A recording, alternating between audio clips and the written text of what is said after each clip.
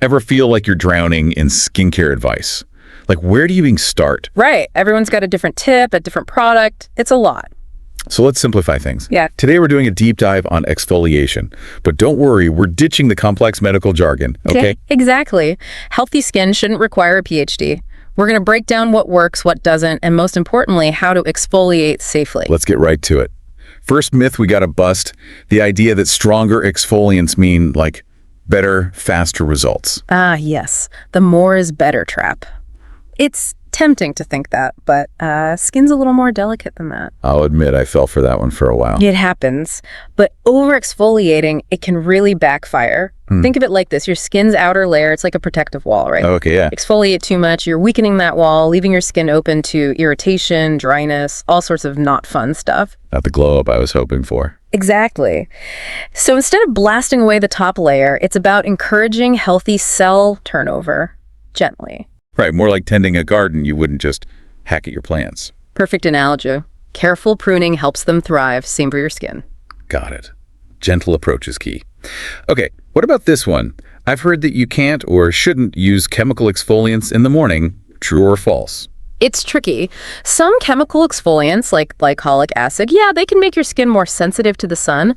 But here's the thing, that sensitivity can last for days. It's not really about when you apply it. Oh, interesting. So morning versus night doesn't make a huge difference. Not as much as people think. The real MVP here is sunscreen. Gotta be diligent about that, whether you exfoliate AM or PM.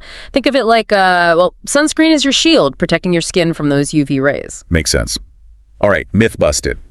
Now let's talk about those physical exfoliants, the scrubs. Myth number 3. Physical exfoliants are bad for your skin. Is that always true? I mean, I've heard horror stories about scrubs. Yeah, scrubs get a bad rap.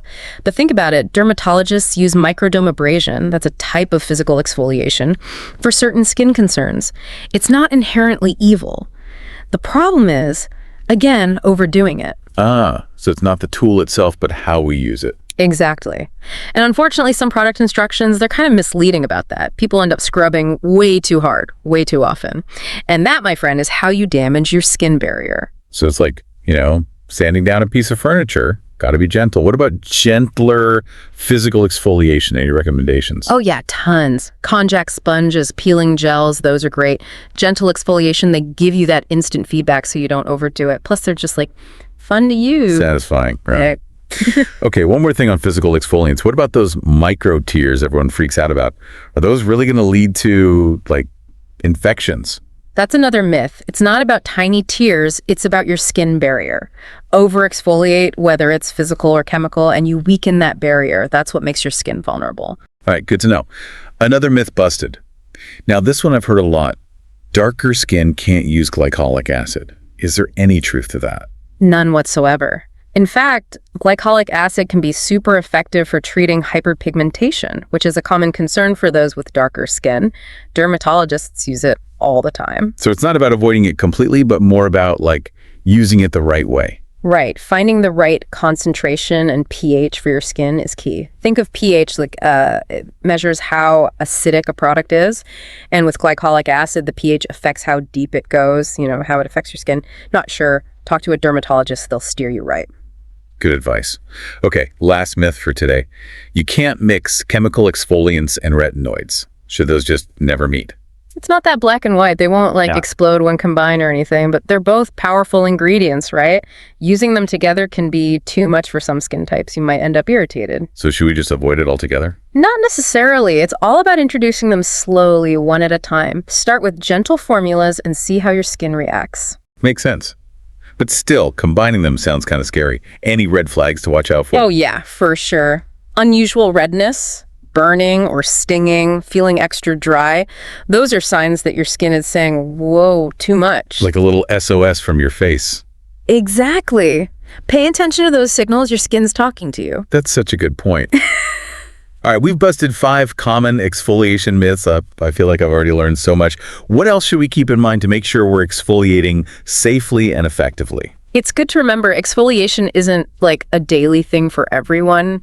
Depends on your skin. what it needs. Right, right. So how often should we be exfoliating? Like, is there a magic number? Not really. It varies so much. Some people can handle it a couple times a week, others maybe just once a week or even less. It's really about, paying attention to your skin. Listening to your skin. Got it. What about like signs that maybe you're overdoing it? What should we watch out for? Good question. So if your skin feels like tight or dry or sensitive after you exfoliate, that's a sign to maybe back off a bit. Also, redness, flaking, breakouts that weren't there before, those could all be signs your skin barrier needs a break. So basically any kind of like negative reaction, it's time to pause. Exactly. Sometimes the best thing you can do is just lay off the actives for a while and focus on hydrating, soothing your skin. Back to basics. Okay, this is interesting. Does the type of exfoliant, like chemical versus physical, does that affect how we moisturize afterwards? Yeah, actually, it can. So after using a chemical exfoliant, your skin might be more, receptive to serums and moisturizers because you've removed that layer of dead skin cells so the products can penetrate better. Oh, so it's like prepping the skin for the next step. Exactly, like priming a canvas before you paint, Exfoliation creates that smooth surface for other products to work their magic. I love that. So it's not just about getting rid of the dead skin, it's about maximizing your whole routine. Absolutely. And remember, finding the right exfoliation routine for you, it's a journey, not a sprint. It might take some experimenting to figure out what your skin loves. Trial and error, but the safe kind of trial and error. All right, before we go on, let's do a quick recap of those 5 exfoliation myths we busted, starting with stronger exfoliants equal better results. And we learned that's definitely not the case. Over-exfoliating can actually damage your skin, weaken that barrier, and lead to a whole bunch of irritation. Remember, gentle and gradual is the way to go. Slow and steady wins the skincare race.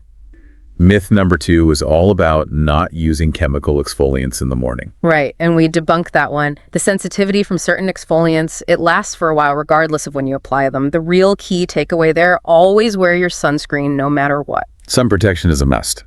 Myth number 3 had us thinking about those physical exfoliants, the scrubs. We realized they're not always bad. It's all about using them correctly.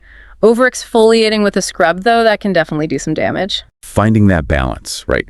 Gentler options like we talked about konjac sponges and peeling gels, those can be good alternatives to the super gritty scrubs. Definitely. Myth number 4, we tackled the idea that darker skin tones shouldn't use glycolic acid. Which we learned is just not true. Right. When used correctly, glycolic acid can be really beneficial, especially for treating hyperpigmentation. Choosing the right concentration, the right pH, that's important for any skin type, but yeah, especially if you're dealing with hyperpigmentation. Couldn't agree more. And don't hesitate to talk to a dermatologist if you're unsure.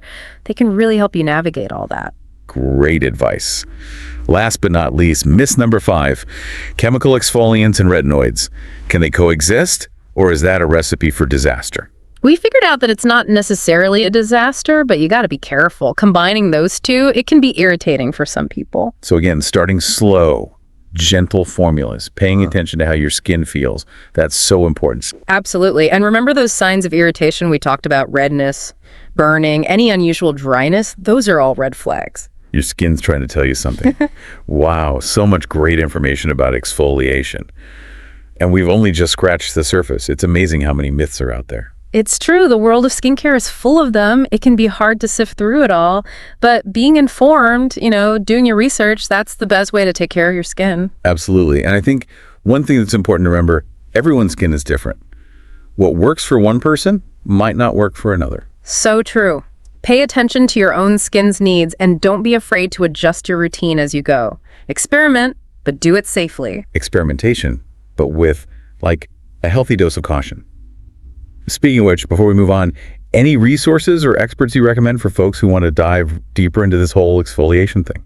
Yeah, good point. It's easy to get lost in all the blog posts and Instagram advice. Where do you even go for reliable info? Totally. So first and foremost, I always say, talk to a dermatologist, a board-certified one, obviously. They can look at your specific skin, give you advice that's actually tailored to you. Personalized advice, that's key. What about online resources? Yeah. Any you recommend? Oh yeah, definitely. The American Academy of Dermatology, they have a great website. tons of evidence-based info on like everything skincare, including exfoliation. I'll have to check that out. Okay, so dermatologist, reputable websites, good starting points. Exactly. It's so easy to get caught up in like trends and marketing, but at the end of the day, you got to do what's right for your skin. No matter what the influencer is selling. Well, I think we've covered a lot today. Any final words of wisdom for our listeners who are, ready to exfoliate their way to amazing skin? Let's see. I would say be gentle, be curious. Don't be afraid to experiment a little. Find what works for you. But like we said, listen to your skin. If it's not happy, change things up. And remember, healthy skin, it's a journey, not a destination. Love that. It's about the process, finding what you love and enjoying it. All right, that's a wrap for our deep dive on exfoliation. We busted some myths, talked techniques, and hopefully you're feeling a lot more confident about taking care of your skin. And we just scratched the surface. There's so much more to learn about skincare. It's fascinating stuff. It really is. So keep learning, keep exploring, and keep that skin glowing.